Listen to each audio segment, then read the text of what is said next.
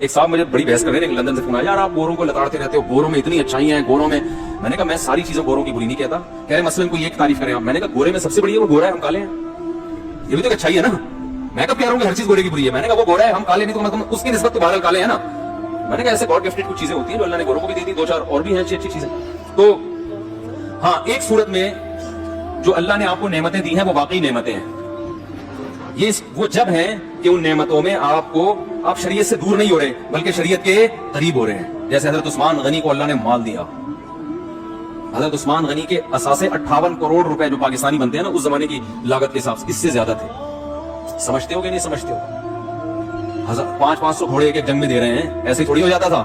حضرت عبد الرحمن ابن عوف 1000 گھوڑے ایک جنگ میں دے رہے ہیں, تو اس کا مطلب پیچھے بھی تو کتنا ہوگا. حضرت ابوبکر بہت مالدار تھے, یہ سارے تاجر تھے, پتہ ہے آپ کو, پیسہ اللہ نے بزنس میں رکھا ہے, ملازمتوں میں پیسہ نہیں ہے. تو یہ سارے کیا تھے, بڑے بڑے تاجر. تو ان کو تو نبی نے نہیں کہا کہ تمہیں اتنا پیسہ دیا تو یہ نہیں سمجھنا کہ تم آخرت میں بھی ہو, نا. اللہ نے بتایا کہ نبی نے بتایا عثمان غنی, غنی تو نبی کا لقب ہے نا, نبی نے دیا عثمان غنی دنیا میں بھی اور آخرت میں بھی. عثمان فی الجنہ, عثمان کہاں جائے گا, جنت میں جائے گا. سلیمان علیہ السلام اللہ کے پیغمبر, اللہ نے فرمایا نعم العبد, کیا خوب بندہ تھا. آتیناہ فی الدنیا, دوسرے مقام پر آتا ہے کہ ہم نے سلیمان کو دنیا میں بھی نوازا اور آخرت میں بھی وہ نیک لوگوں میں. تو بعض کو اللہ نے دنیا بھی دی اور وہی دنیا آخرت کی ترقی کا بھی ذریعہ بنی.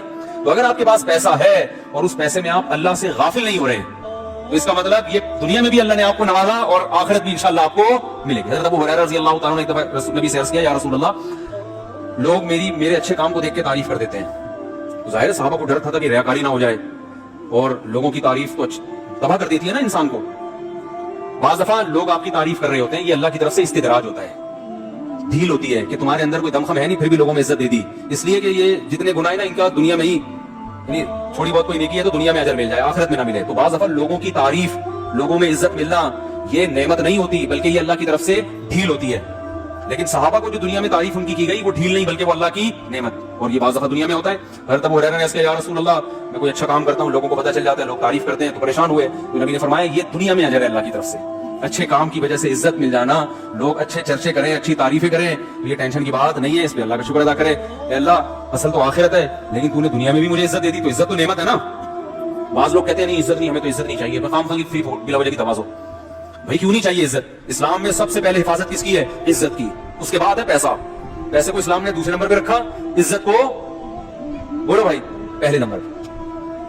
تو عزت کی حفاظت بہت ضروری ہے. ایسے کام کرنا جس سے عزت ختم ہو جائے, یہ کام اسلام میں جائز نہیں ہے, کیونکہ عزت ملتی ہے تو سکون بھی ملتا ہے اور پھر آپ کی بات لوگ مانتے بھی ہیں.